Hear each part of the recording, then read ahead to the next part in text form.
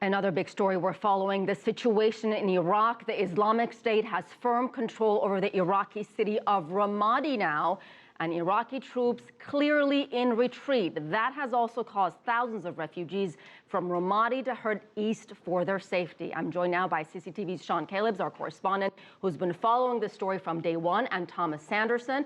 He's a co-director of Center for Strategic and International Studies, a think tank here in Washington. Gentlemen, thank you for being here. Sean, let me begin with you. What is the latest? What are you hearing about the situation on the ground? Well, we know that the Shia militias are now on their way there. This is something that the U.S. had urged the Prime Minister, al-Abadi, not to do, but now the U.S., the administration, is on board with that within the last hour or so.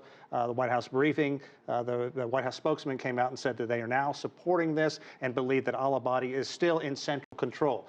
But the big story is just how quickly the Iraqi troops were routed, how fast they had to leave that area, the humanitarian crisis that is now unfolding on the road from Ramadi to Baghdad, where you're now talking about thousands of people out in the desert without adequate food, without adequate water. And is the administration's effort to try and control the march by ISIL, is that in essence blowing up in his face?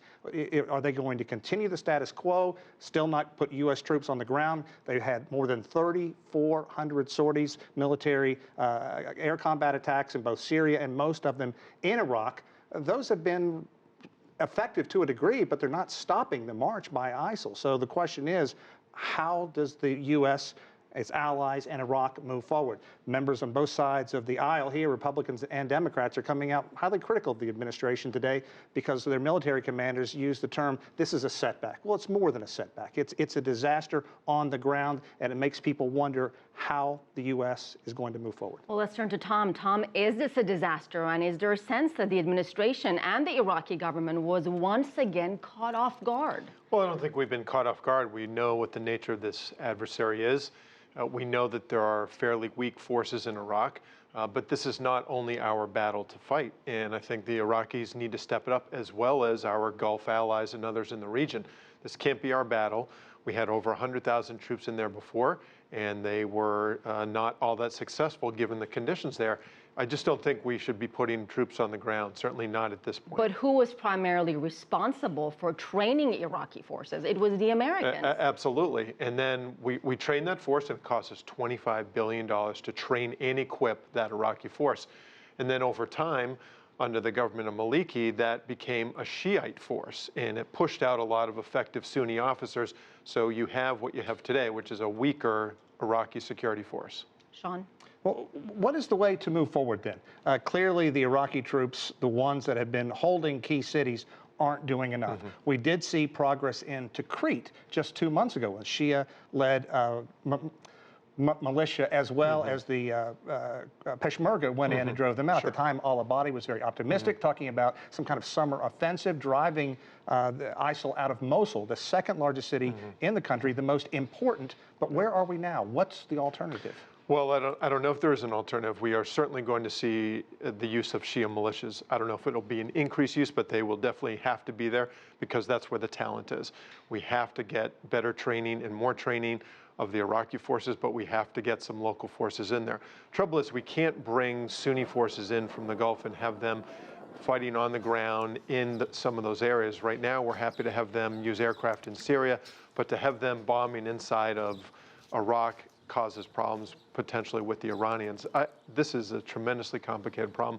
More time needs to be spent on training the Iraqi security forces. Speaking of the Iranians, as Sean was mentioning, they were clearly instrumental in a number of other cities. Sure. Can they be instrumental here in taking back Anbar province and the city of Ramadi? I think they will be, and these aren't Iraqi forces. I'm sorry, Iranian forces, though. We know that there are Quds Force operators and fighters on the ground working with the Shia militias. I think they will continue to make sure that the face of this will be the Shia militias from inside Iraq, but you're going to have people coming in from the Iranian side as well. I think one thing is clear, Baghdad is in no danger of falling, even though it's only 70 miles away, heavily fortified.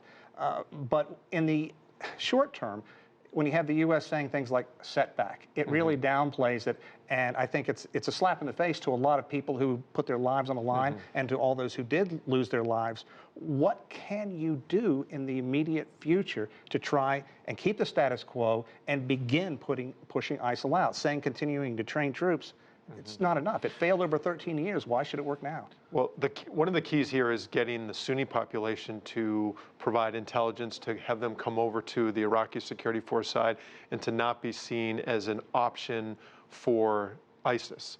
Now, getting that to happen is very difficult because you're trying to turn around years of anti-Sunni policies by the central government, and having a body in there is a huge step towards that, but he has to go through an incredible number of roadblocks and hurdles to get there. That's years in the making, and you're asking about what can we do right away.